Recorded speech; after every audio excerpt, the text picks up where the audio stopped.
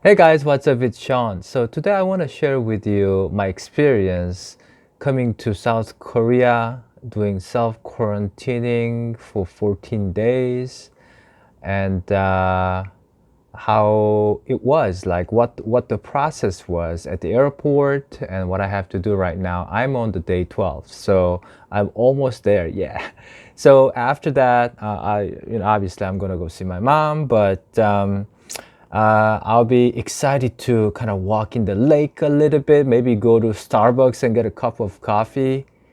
I've been making coffee every morning, but you know how it goes. You gotta have the Starbucks sometimes.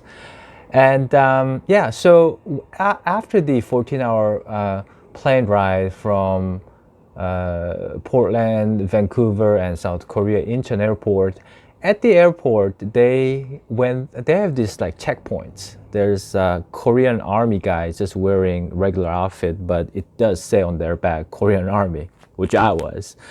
And yeah, so they make you install this app on your phone, which basically tracks you, I believe, and then you can do self-diagnosing, like four different questions, which I'm going to show you on my other phone, which actually they sent me. I'll tell you a little bit later, but um, so yeah, you go through these checkpoints. They make you fill out these forms, where you're from, where you're going to, and I said basically I'm going to my sister's house in hometown, Daegu, my hometown, and they make you fill out a phone number, and then you go to the next booth, and the guy picks up the phone and call my brother. Hey, are you expecting anybody to arrive at the internal airport from overseas? And my brother said yes.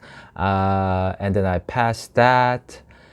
And then let's see, they didn't do the testing there. And then I went through another checkpoint. That was the custom. They make you do like fingerprints, like face, take photos of my face twice. They made me do fingerprints twice.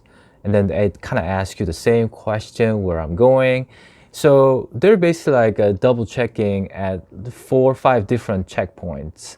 And it took me about 2 hours. There were about 100 people coming in. Some people, Korean people coming back home. Some, I think Chinese maybe some other country people. They're maybe visiting. I'm not sure. But obviously I'm visiting. So they asked a bunch of questions. So after I went through the custom, it took me about 2 hours, as I said. And then they have these lines that you cannot leave these lines if you came from overseas. And you basically follow the walls. I mean, if you want to escape, yeah, I mean, you could escape. But they're going to probably track you down and send you back to your country or where you came from. But obviously, I want to respect what you're doing, and because it's for the health of people who live here, to contain the virus. So where was I?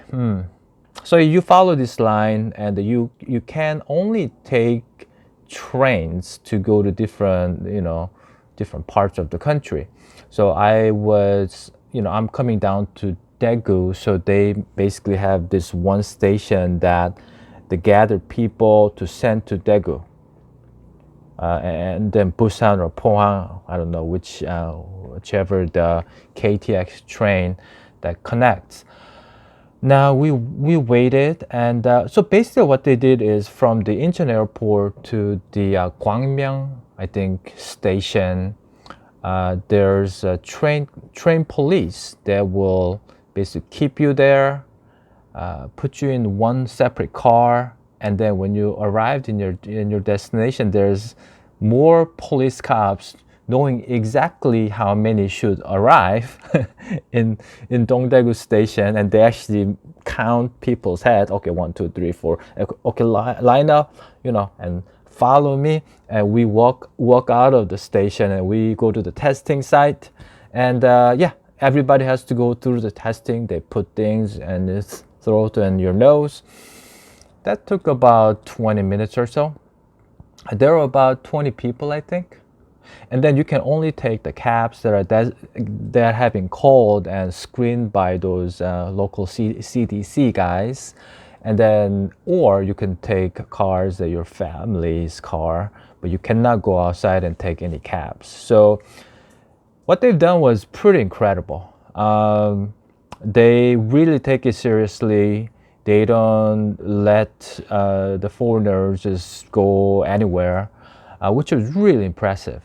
They took care. They were polite, like most of the time, except for those young Korean Army guys. They're just young kids, right? Nothing. I was that, so nothing against you guys, Korean Army guys. And it was just smooth. I mean, it took a longer time, a little bit of waiting, but totally I can understand that. And so now, after I came to my sister's house, I've been doing the self-diagnosing app. I've been doing the temperature checking, and the first day I didn't have the thermometer, so I asked my sisters to go out and buy one. Guess what? The next day they sent a box full of food for me. There were about, if I were to eat only that, I could probably make about 10 meals out of that. And then they put a thermometer in there. They put a trash can in there. What else did they do? They put some kind of forms that sort of like guideline that where I should stay at one spot. I shouldn't go out. And in fact, they actually scheduled a personal visit. They sent an ambulance to me so that I could go see my mom. My mom is in the hospital. She was in critical condition at the time. And they took it seriously, and they put me in this, protection gear. They took me there. They took me back. I could only see my mom for 5 minutes, but it was definitely worth it because I didn't know whether I could see her, during this trip or not, or ever. Oh yeah, the other thing. So my app kept, crashing because it's a phone from the States. They sent me a phone because it kept refreshing. It kept initiating. It goes to the initial stage of the app, so I have to keep entering the information, and I call them, and they sent me this. So I'll show you the self-diagnosing. So yeah, here we go. So here's the self-diagnose. So the questions are, when you click that, it gives you the place where you have to enter your temperature, and then the questions, yes or no question. There's 4 of them.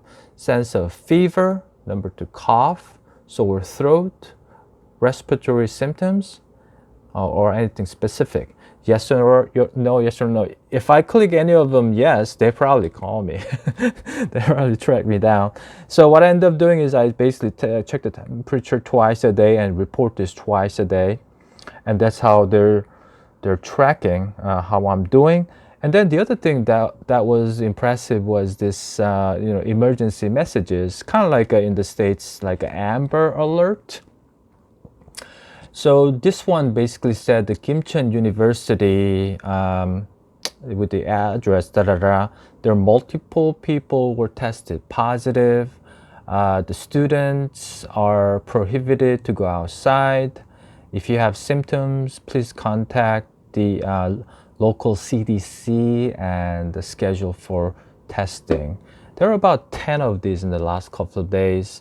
And then just a regular reminder, if you're meeting friends and this and that, it even says, when you eat together, eat less. And then, this is a good one. When you eat or drink, don't talk. But when you talk, wear a mask. That's pretty good. The next one. During the weekend, the religion. Here's another one. Kimcheon. Oh wow, there was a concert. on November 15th, 5 p.m. to 8 p.m. If you were in that concert, and if you have symptoms, you should contact CDC to test. Very specific. See, this is regular one. This is like the event, the same kind of reminder. And this comes like once a day for sure, maybe twice a day sometimes. And please do this for your neighbors and your this and that. So yeah, they basically tell you, and I asked my, I asked my nephew, oh, I'm sorry, niece. I asked my niece, she likes to get these messages because then she knows where to avoid, which is very practical. And I think she went out to like a nightclub or something like that a couple times while I've been here. And she says everybody wears masks. So Korean young people are still go out to dance, which is I guess good and crazy at the same time. But yeah, hopefully this was helpful to you. If you're making a plan to visit Korea, what to expect, and well, Korea is doing well. I mean, treating foreigner visitors, how they escort them, how they make them do. Oh, one other thing. If I don't follow those rules, they basically say you're going to you could get kicked out of the country, obviously. But then if you could be fined $10,000, or you could go to jail for a year. I mean, it seems really strict. But if you see the very extent of what I could do if I had the virus, I could be making many people sick, and some of them may actually die, which is pretty serious matter. It's kind of like almost like drunk driving almost. But yeah, so I understand that. So the Korean government put very strict rules, and that's why I think they're really reducing that number of infection rate. And in fact, my hometown, Daegu, was one of the hardest hit. One of the beginning, I think it was like January or February, where Daegu had the most infection. And now they're one of the least, I believe. So, let's hope that what Korea is doing is going to help Korea to get rid of the virus. And if other countries can maybe get the idea and implement some of the good ideas, maybe we can make this go away. Hopefully this video will become history soon. So I hope you liked this video. Give a thumbs up if you did. And I hope to see you next time. Be well.